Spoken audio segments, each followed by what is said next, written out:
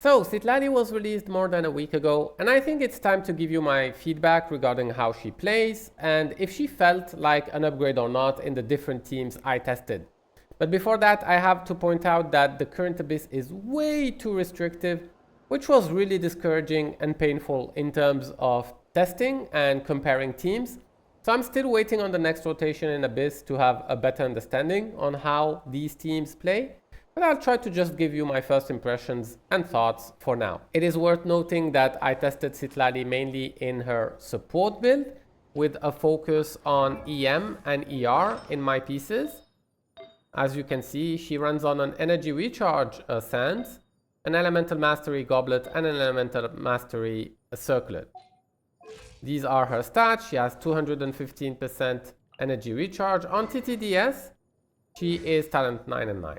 And Constellation 0. I would probably go back and test her damage side later after I crown her talents and have a better artifact for it. So with that out of the way, let's start with the main reason why I got Citlali. Chasca is the main reason why I got Citlali on my main account. During the last patch, when I was testing Chasca, I knew that any Cryo Natlanian will be an upgrade for her because she can basically do melts while having the scroll buffs.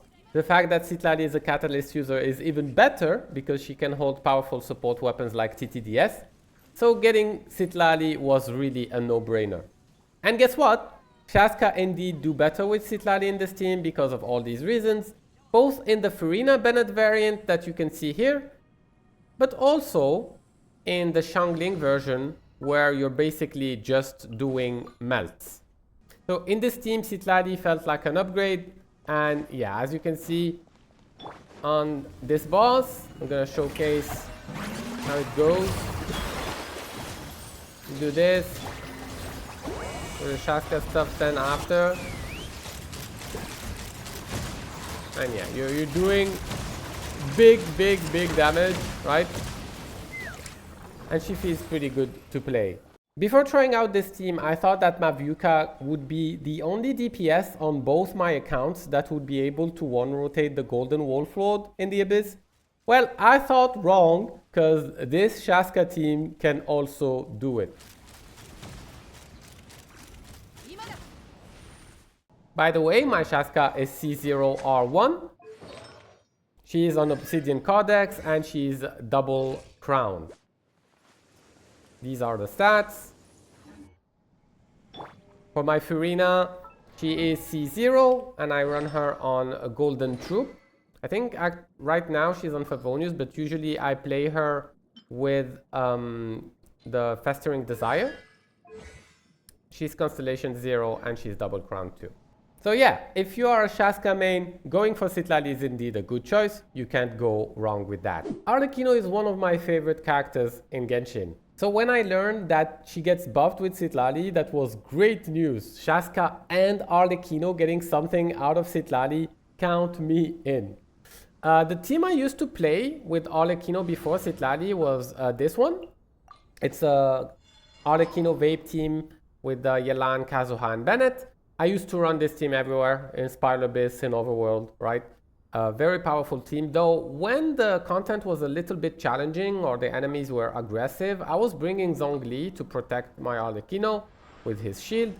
And now you can basically replace Zhongli with Citlali thanks to all the buffs she provides, the decreased pyro resistance and so on. So yeah, this team is pretty fun to play, felt very powerful in this Abyss, especially on the second half. And basically you play it like this. So you apply the mark on Arlecchino, you do your thing, you do Bennett here. Unfortunately, I couldn't melt here. And what you want to do is charge attack, but cancel the charge attack. So you basically get the melts on your first hits and so on. You don't want to get the melt on the charge attack. To be completely honest with you, this is the optimal way to play her, yeah. But I wasn't doing it. I wasn't doing it in Abyss. I was just charge attacking and doing my combos. You will end up getting some melts here and there. It's just that if you want to squeeze the maximum amount of damage, you want to charge attack and cancel it with a dash or with a jump. But yeah, if you're like more casual like me, it doesn't really matter. I'm pretty happy with this team, and I think it will become my go-to team in Abyss with Arlecchino, which free up my Kazuha in other teams that I use a lot, like the Keqing Aggravate team. If you are an Arlecchino main, Citlali will be a great addition to your box. Note that Shilonen would be better actually here instead of Yelan, but I don't own Shilonen and I don't really plan on putting her on her rerun. So yeah, I tried Rosaria and Diona C6 also in this slot to basically have double cryo, double pyro. And these teams perform well, but have few issues like having to play in double circles, Bennett and Rosaria or Diona circles. So yeah, I enjoyed the Yelan version way more basically. Regarding Citlali with Gaming, I tested them in this team basically alongside Xianyun and Bennett. Gaming, I used to run him with Farina instead of Citlali. And you can basically put Farina here, but the problem is you'd be losing on Xianyun buff to plunge damage, but also Farina can mess up with the cryo aura on the enemy. So it would prevent Gaming from doing melts consistently. So the way this team works is basically like this. You apply Pyro either with Gaming or Bennett. You swirl the Pyro and then you do your rotation. You do this. And then you just go Gaming ult. And as you can see, the cryo aura will be back and you just wait for Manshai to come back. And yeah, you're doing basically plunges on Gaming and do a big damage. My Bennett is C5, so it doesn't mess up a lot if like I throw in some auto attacks with my Gaming, but if your Bennett is C6, just basically do ease and be patient, wait for Manshai to come back and just do your plunges because you don't want to wipe the cryo aura out of the enemy before the plunge of Gaming. For info, my Gaming has these stats. If anyone is curious, he's on Beacon. Crimson Witch, these are the artifacts. Constellation 6 and Talent 12-12. The problem with Gaming is that his gameplay feels really, really clunky to me. I despise waiting for Manshai, doing nothing in between plunges. But it's especially annoying during this Abyss because I couldn't like basically run this unit properly on different sides against different enemies. So I don't have a proper understanding of if this team is good enough, if it's better than the Farina one. So if there's Gaming experts in the comment section, please enlighten us. Honestly, I'll take the info if this feels like an upgrade or not. I genuinely don't know yet. The last unit I tried with Citlali was Ayato, and oh boy, the testing was pretty funky. Mainly because I play Ayato in different archetypes of teams, Taser, Vape, and Hyper, and my preference usually goes towards Hyper teams, something like this. And not even this particular team. I used to play Ayato with my Jin, which is C3, I think, and my Yunjin, who is C6. Right, something like this, and just let Ayato go super fast speed. It's super flashy, super fun to play.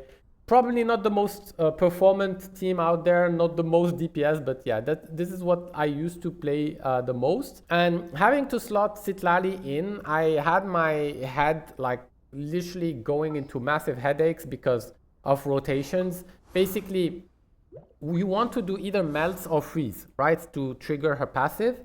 So I was trying to do it in teams with basically Bennett and Kazuha, but you had to have like insane ER on Ayato to do the swirl.